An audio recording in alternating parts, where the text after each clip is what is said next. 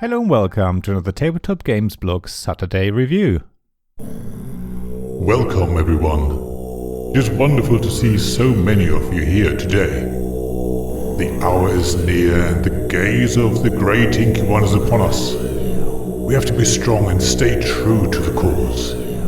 It is time to show our dedication, fellow followers. It is time to hail the mighty Cosmoctopus by Henry Audubon from Lucky Duck Games. Yes, here we are. It is Cthulhu in all but name and gameplay. Even though the setting is sinister and the game pretends to turn us all into evil cultists by the end, it is actually quite family friendly.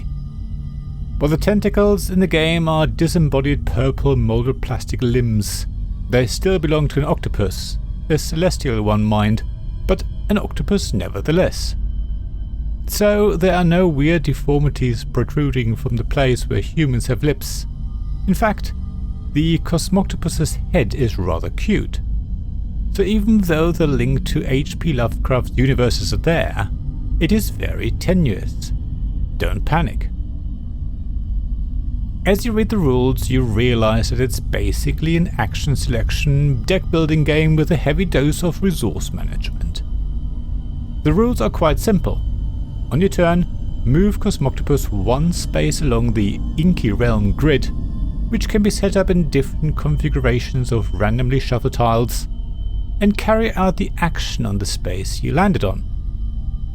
You can then play a card, paying the required resources of course. So the first order of the day is to get resources. These are readily available from Inky Realm spaces, but the problem is Cosmoctopus can only move one space unless you pay extra. Every time you move it closer to where you want it to be, the next player takes it in the opposite direction, undoing your plan. The fact that everyone plays on the same grid and uses the same octopus means there is a constant push and pull until someone relents and spends resources to get to the action space they need. There's even more direct competition. You want to be the first player with 8 tentacles on your summoning grid. You can get these when you play certain cards, or collect 13 of one type of resource, but neither is easy. Cards that provide you with Cosmoctopus limbs aren't cheap, and collecting 13 resources of one kind is hard, when at the end of your turn you always have to discard down to 8 of each type. So you have to gain enough resources in one turn to be able to claim a Forbidden Knowledge tile that gives you 2 tentacles. The best way to get that many resources is by building up your tableau and try and get combos, and I think that's where Cosmoctopus really shines. Many of the cards you can play give you permanent benefits, either as resource discounts or by giving you additional resources when you gain anything. Play it right and stack your bonus cards well and you can get 5 or more resources in one turn easily, and get 2 tentacles by claiming a Forbidden Knowledge tile. If you combine that with cards that allow you to play additional ones afterwards, or that give you extra Cosmoctopus movement actions, you can pull off massive turns. It is really fascinating to see how the game develops.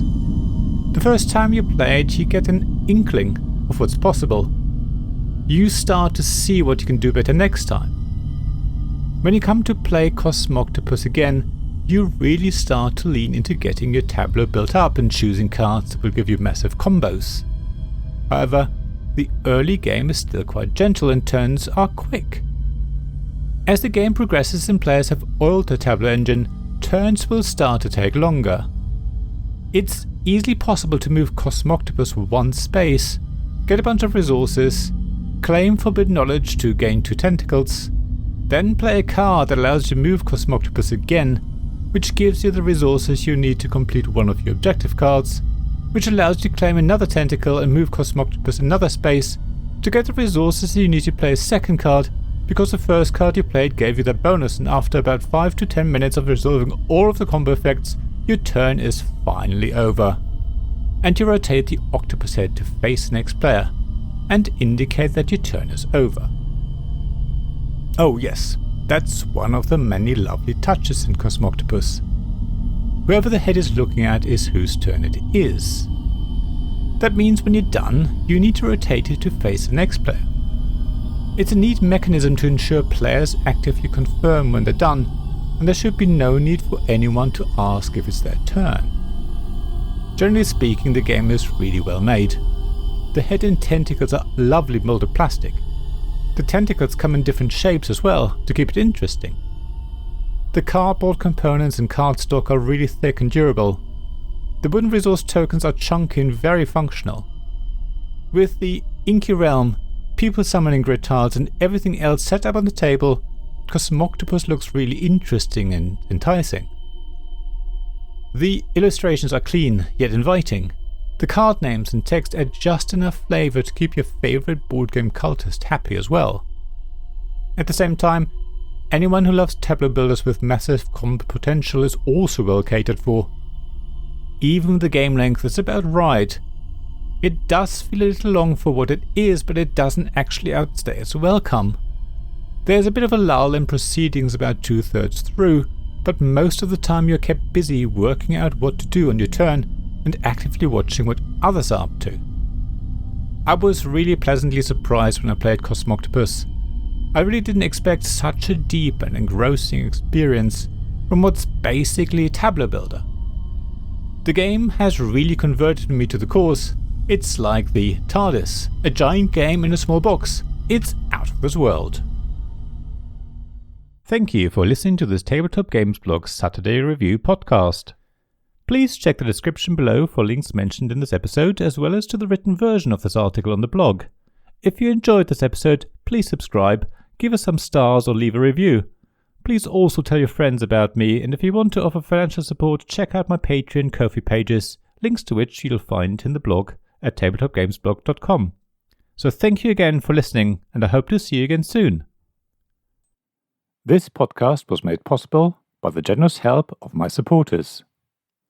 Royal Patron Sean Newman, Magic Champion John Risley, Castle Guards David Miller and James Naylor, Dice Masters Alex Bardi, Paul Grogan and Robin Kay, and Shining Lights Jacob Davis, Gavin Jones, Sarah Reed and Richard Simpson.